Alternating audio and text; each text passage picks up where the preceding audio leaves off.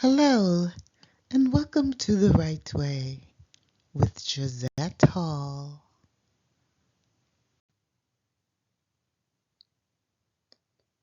Today's segment is Rephrase That Please, Part 5, where we replace overused words and phrases in writing.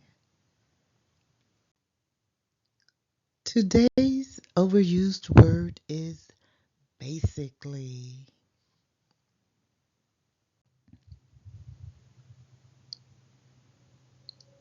Here are some words and phrases in which we can use to replace the word basically.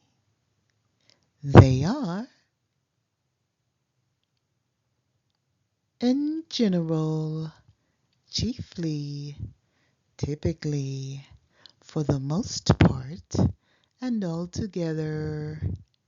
It is essential that we avoid using the same words and phrases over and over again in writing because it can cause our writing to be dull, making the reader less interested and less focused on what is being written.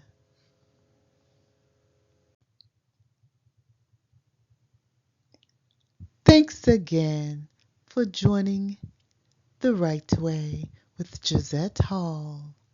Don't forget to like and subscribe. Have a great day.